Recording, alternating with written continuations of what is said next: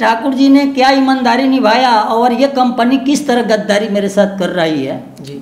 ये गद्दारी इसकी कितने दिन चलेगी, ये रवैया तानाशाही की कितने दिन चलेगी, वो सारा खर्च मैंने देखा। जैसे उस टाइम टीएफ के मालिक ने जब 3 लाख रुपए का आपका एक्सेप्ट किया, कोटेशन बाकी काट दिया, तो उस टाइम आपको डिस्टर्ब करना चाहिए था ना उनको?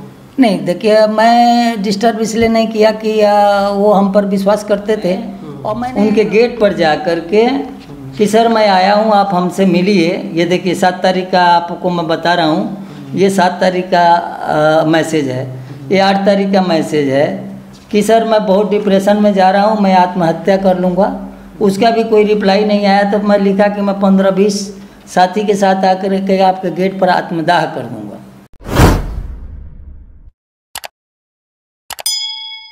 दोस्तों नमस्कार, स्वागत है आप सभी का बीसीटी में।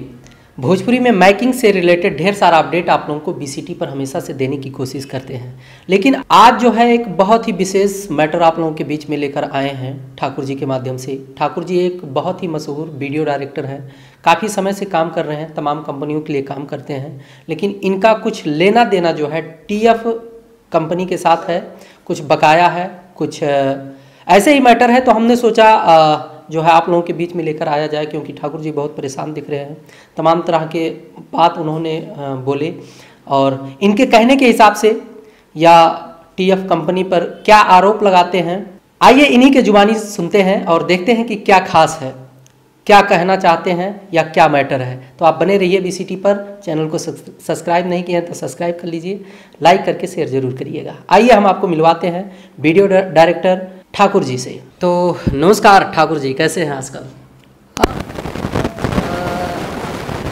सबसे पहले तो आपके बीसीटी देखने वाले दर्शक को मैं ठाकुर जी सबको नमस्कार करता हूं और सबको मतलब स्वागत करता हूं आपके बीसीटी चैनल पर। अच्छा ठाकुर जी, जैसे मैंने देखा है ऑडियो वीडियो शूटिंग में व्यस्तता ज़्यादा होने की वजह से आप बहुत व्यस्त रहते थे, लेकिन कुछ दिनों से देख रहे हैं कि मतलब आप थोड़ा मतलब परेशान सा दिखते हैं और कई बार आपने कई तरह के जो है मतलब कई तरह के प्रॉब्लम को सॉल्व करने की कोशिश कर रहे हैं काफ़ी दिनों से। क्या मैटर है? देखिए ध्रुव जी, मैं आपने देखा है कि मैं कितना हंसमुख रहता था, कितना खुश रहता था, लेकिन एक टीएफ के माध्यम से जो टीएफ के मालिक संजय अग्रवाल जी हैं, उन्होंने हमें एक बार एक फिल्म बनाने के लिए बोला और तो मैंने उनको कोटेशन दिया। तो कोटेशन देने के बाद में वो 2-3 कोटेशन हमारा काट के मात्र 3 लाख रुपए का बात कर दिया। अच्छा। और मैंने सबके तरफ अपना मतलब नज़र घुमाया, सब लोग बैठे हुए थे साथ में, कैमरामैन भी था। मैं कहा भाई इसमें कमाते नहीं हैं, एक नाम कमा लेते हैं, बाकी जो होगा मैं देख लूँगा। तो मैंने एक तरह का बीड़ा उठा लिया, काम कर दिया। काम जब फिक्सन यहाँ से 27 आदमी को आप बिहार लेके जाएंगे, कितना खर्च आएगा और 10 दिन 12 दिन वहाँ रहना है, वो सारा खर्च मैंने देखा। जैसे उस टाइम टीएफ के मालिक ने जब 3 लाख रुपए का आपका एक्सेप्ट किया, कोटेशन बाकी काट दिया, तो उस टाइम आपको डिस्टर्ब करना चाहिए था ना उनको? नहीं, देखिए मैं डिस्टर्ब इसलिए नहीं किया कि वो हम पर विश्वास करते थे और मैंने एक तरह का बीड़ा उठा लिया कि चलो इसमें कमाएंगे नहीं। सब आदमी को रिक्वेस्ट किया, जितने भी हमारे कलाकार थे, कैमरामैन थे, डायरेक्टर था, असिस्टेंट डायरेक्टर, मैंने सबों को रिक्वेस्ट किया कि देखो ये प्रोजेक्ट मैंने उठाया हूँ, एक बार आप लोग मेरा हेल्प करो, इसके आगे फिर कमाएंगे। क्योंकि उन्होंने कहा कि इसको करके आओ तो मैं ये 5 फिल्म तुमको। जब 25 आदमी का टीम था, इतना ज़्यादा लंबा चौड़ा पूरा मैटर था, आपको बिहार भी जाना था, तो आपको उस टाइम रिक्वेस्ट करना चाहिए था कि नहीं कुछ पैसे बढ़ाया जाए। वो बढ़ा नहीं रहे थे ना, वो बढ़ा नहीं रहे थे, वो सीधा 3 ऐसे घेर दिए। मैंने बीड़ा उठा लिया। उसमें 27 आदमी का टीम यहाँ से गया बिहार। वहाँ जाने पर 3 गो स्पोर्ट बॉय हमने वहाँ रखा, 30 आदमी परमानेंट हम लोग सेट पर होते थे और सारे काम करने के फिक्सन जब मैं काट लिया और यहाँ से जब उन्होंने भेजा तो यहाँ से घर पहुँचते हमें 1 पैसा नहीं था पॉकेट में। वो तो मेरे से मान लिया 3 लाख में आपने उनसे प्रोजेक्ट को डन कर लिया, तो आपको 3 लाख रुपए पेमेंट हुए या ना हुए? नहीं, उन्होंने क्या किया कि जब वो बातचीत फाइनल हो गया तो उन्होंने 50,000 रुपया हमको दिया, 40,000 एक बार और 2 दिन के बाद फिर 10,000। मैं 40,000 कैश दिया है, मैं झूठ नहीं बोलता ना। और बाकी यहाँ से जब मैं बिहार पहुँच गया सारा तामझाम ले करके, उसमें सबका टिकट कराया, कुछ प्रोडक्शन का सामान जो लगना था उसमें क्या कहते हैं उसको, प्रॉपर्टी सामान जो होते हैं, हाँ वो प्रॉपर्टी खरीद के मैं यहाँ से चल दिया। तो मात्र मेरे पास रुपया 7-8 हज़ार रुपया बचा हुआ था, जबकि ट्रेन में 6,000-7,000 रुपया लोग खा गया। तो घर पहुँचते पहुँचते मैं 0 पर आ गया। ठीक है, लेकिन मैं अपने गांव अपने घर में जो गया था ना, इसलिए मैं वहाँ से निकल गया, क्योंकि घर वाला मेरा थोड़ा। टोटल पैसे आपको मिले कितने? मैं बता रहा हूँ ना, तो ये 4-5 दिन के बाद 49,500 जब मैं उधर से फ़ोन करने लगा तो 49,500 मेरे अकाउंट में डाले। फिर जब उधर से हमें वापसी आना था फिर इन्होंने 49,500 डाला। ठीक है, उतना में हम किसी तरह गांव था मेरा घर था, तो इसमें मैं जीत के आ गया वहाँ से। मेरी कोई अगर मैं दूसरे जगह गया होता, चाहे दिल्ली में करता, तो मैं फंस जाता। लेकिन वहाँ जाने का नतीजा वो ये हुआ कि जो भी खर्च हुआ उसको मैं सहन कर लिया, क्योंकि घर से चावल मिल गया, दाल मिल गया, गेहूं का आटा मिल गया, ये सब कुछ मतलब फैसिलिटी मिल गया। लोगों को रहने वहने का व्यवस्था मैंने कर दिया, काम करके वहाँ से मैं आ गया। जैसे मान लिया आपने 3 लाख रुपए में डन किया TF से फिल्म बनाने का, आपका टोटल खर्चा कितना आया? उसमें उन्होंने कहा कि केवल तुम फिक्सन काट के आओ, बाकी एडिट डबिंग बैकग्राउंड मैं करा लूँगा और मेरे पास हो जाएगा। तो मैं कहा कि ठीक है, फिक्सन काट देते हैं, जो देखेंगे नफ़ा नुकसान जो होगा देखा जाएगा। जब बीड़ा उठा लिए, सबको रिक्वेस्ट करके हाथ जोड़ करके हम अपना काम निकाल के आ गए। अच्छा, उसके बाद गाना हमको नहीं मिला। गाना के लिए मैं दौड़ लगाते तो 5-6 महीने के बाद हमको गाना मिला। और गाना लेके तो आपको पहले ही पूरा तैयारी करके काम करना चाहिए था ना, जब आप शूट पे चले गए फिर जो है। अरे तो इन्होंने बोला कि तुम जाओ, मैं गाना भिजवा दूंगा, और गाना वहाँ गया नहीं। अब यहाँ आके जब मैं फिर दौड़ लगाना शुरू किया तो उसमें मेलोडी बजना था, वो बजने में 6 महीना लग गया, 5 महीना। तो फिर मेरे को जब ये गाना दिए तो फिर मैं नेपाल गया।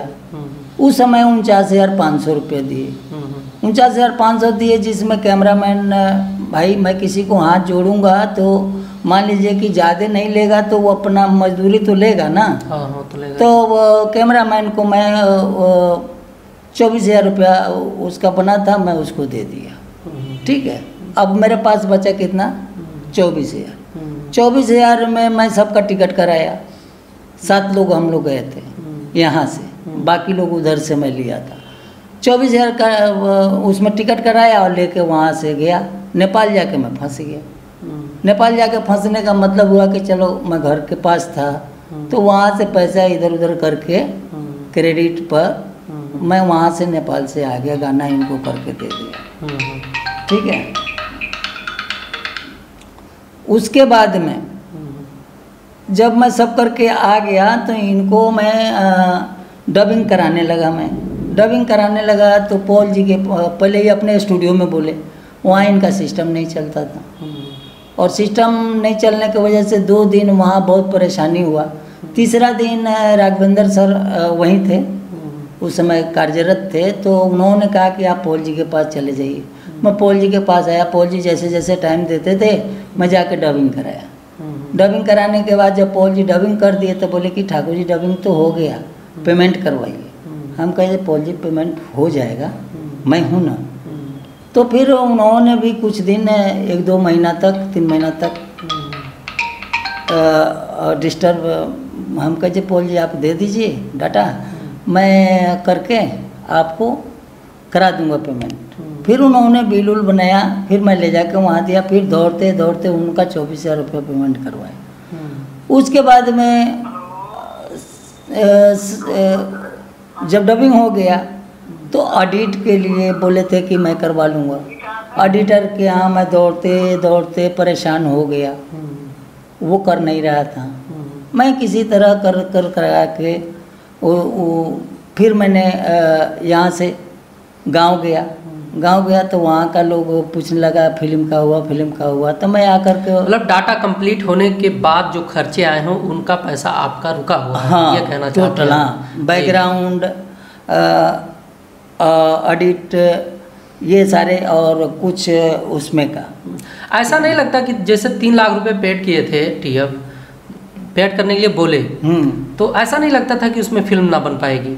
वो तो नहीं बनता, लेकिन मेरे पे वो विश्वास करते थे ना। मैं उनका बहुत विश्वासी था।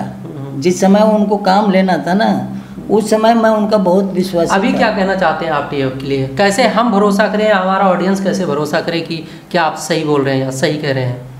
अब देखिए, ऑडियंस भरोसा इसलिए करेगा कि मेरे पास हर सबूत है। मैं सबूत के साथ चलूँगा। जो हमें अकाउंट में पेमेंट आया है वो अकाउंट में है। वो आपको मैं पासबुक लाना भूल गया, उसमें एंट्री है, ठीक है, 49,500। और बाकी उनको मैं टीजर दे दिया, टीजर रिलीज हो गया। बाकी ये गाने सारे दे दिए, ये रिलीज हो गया। लास्ट में बैकग्राउंड म्यूजिक में जाके मामला फंस गया। तो वहाँ दौड़ते दौड़ते वो कह रहे थे कि बिना पैसा का मैं दूंगा नहीं। वो टीजर के समय ही बोला कि नहीं, बिना पैसा का तो मैं नहीं करूँगा बैकग्राउंड। तो मैंने कहा कि ये देखिए, कंपनी बोल रही है कि टीजर ले आओगे तो मैं आधे पैसा और दे दूंगा, मैंने 50,000 और दे दूंगा। तो मैं सोचा कि चल भाई, मैं इसको 25,000 का चेक दे देता हूँ, टीजर जाएगा, पैसे देंगे, मैं इसको दे दूंगा, बात ख़त्म हो जाएगी। टीजर देने के बाद भी मैं दौड़ना शुरू किया, लेकिन हमें कोई पैसा वहाँ से नहीं मिला। नहीं मिलने का वजह हुआ कि मैं दौड़ते दौड़ते परेशान हो गया। तब तक ये कोरोना का लॉकडाउन आ गया। तो लॉकडाउन में सारे कंपनी बंद हो गई, कोई मैसेज का कोई जवाब नहीं देता था। तो हम लोग भी अपना स्थिर हो गए कि जाएं तो जाएं कहाँ। उसके बाद जब लॉकडाउन टूटा तो मैं आया, तो उसके बाद में फिर दौड़ना शुरू किया। वहाँ भी बैकग्राउंड वाले के पास भी कि भैया दे दो, मैं रिलीज़ करवा दूँ, दे दो, मैं रिलीज़ करवा दूँ। तो उन्होंने बाद में कहा कि देखो, आपकी जिम्मेवारी है, आप मेरे को पैसे दोगे। उस समय राघवेंद्र सर वहीं थे, तो मैं उनसे फ़ोन पर बात करवा दिया। उन्होंने बोला कि दे दीजिए, पेमेंट होगा, ठाकुर जी दे देंगे, ठीक है। जब पूरा फिल्म रिलीज हो गया, लेकिन फिल्म कब रिलीज़ हुआ? ये मैं आपको बता रहा हूँ, फुल मूवी ये देखिए, रिलीजिंग हो 14 मार्च 2021। लॉकडाउन के बाद तो वो हो गया था ना, तो मैं दौड़ धूप के ये सारा कुछ किया।